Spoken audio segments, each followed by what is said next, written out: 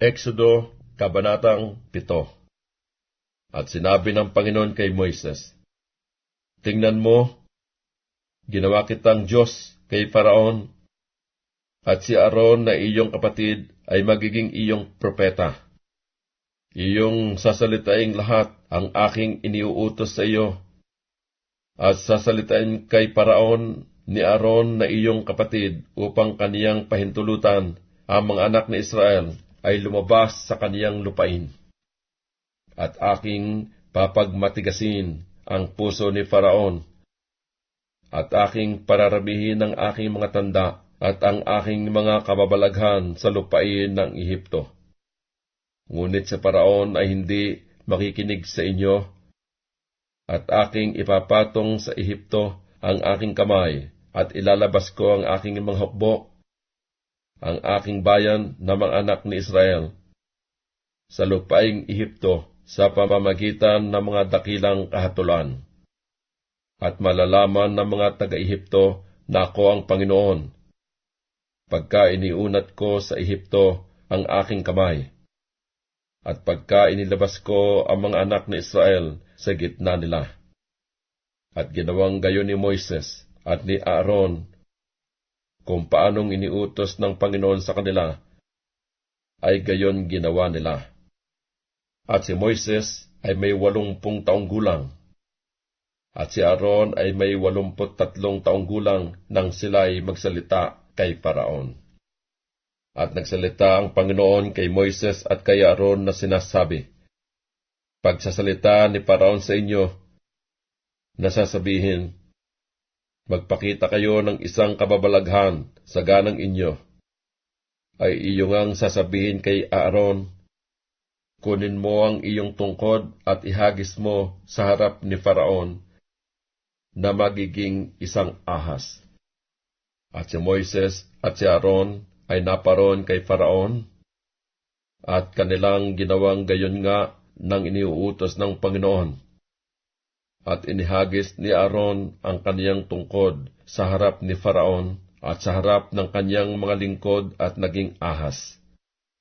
Na magkagayo't tinawag naman ni Faraon ang mga marunong at ang mga manghuhula, at sila naman ng mga mahiko sa Ehipto ay gumawa sa gayon ding paraan ng kanilang mga pang-ingkanto, sapagkat inihagis ng bawat isa ang kani-kanyang tungkod at nangaging ahas.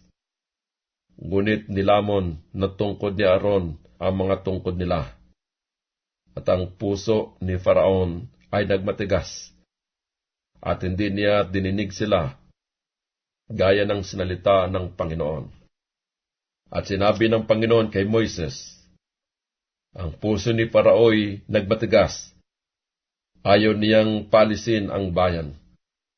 Pumaron ka kay Faraon kinaumagahan, narito siya'y pasa sa tubig, at ikaw ay tatayo sa tabi ng ilog upang matagpuan mo siya.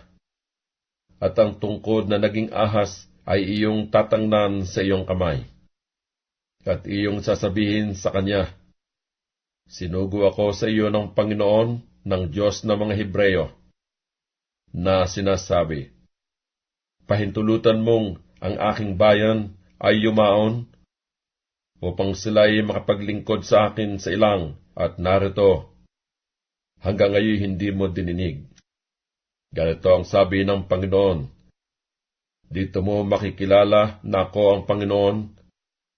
Narito aking papaluin ng tungkod na nasa aking kamay, ang tubig na nasa ilog at magiging dugo, at ang mga isda na nasa ilog ay mamamatay, at ang ilog ay babaho, at ang mga Ehipsyo ay masusuklam na uminom ng tubig sa ilog.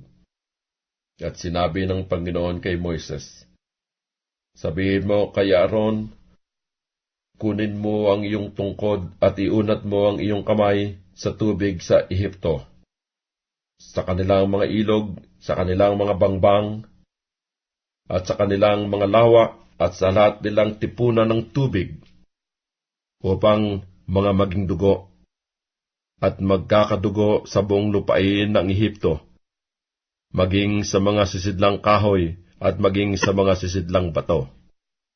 At ginawang gayon ni Moises at si Aaron gaya ng iniutos ng Panginoon, at kaniyang itinaas ang tungkod at pinalo ang tubig na nasa ilog sa paningin ni Faraon at sa paningin ng kaniyang mga lingkod, at ang lahat ng tubig na nasa ilog ay naging dugo.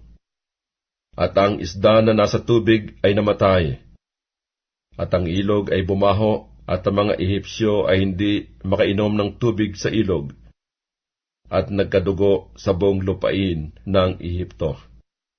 At ang mga mahiko sa Ehipto ay gumawa ng gayon din sa pamagitan ng kanilang mga engkanto.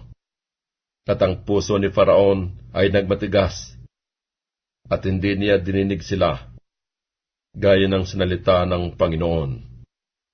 At si Faraon ay pumihit at umuwi sa kanyang bahay, na hindi man lamang nabagbag ang kanyang puso. At lahat ng mga Ehipsyo ay humukay sa palibot ng ilog, upang makasumpong ng tubig na mainom, sapagkat sila'y hindi makainom ng tubig sa ilog. At naganap ang 7 araw, pagkatapos na masalot ng Panginoon ang ilog.